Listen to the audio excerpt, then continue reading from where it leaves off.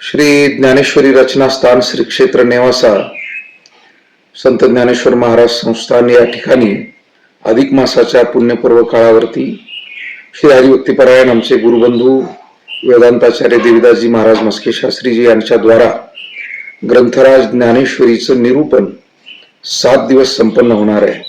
दिनांक 1 जून 2026 ते दिनांक 7 जून 2026 या कालावधीत ज्ञानेश्वर महाराज संस्थान नेवासा या ठिकाणी सायंकाळी 7 ते 9 या वेळेमध्ये ग्रंथराज ज्ञानेश्वरी निरूपणाची आणि कथा श्रवणाची संधी सर्व भाविकांसाठी उपलब्ध आहे.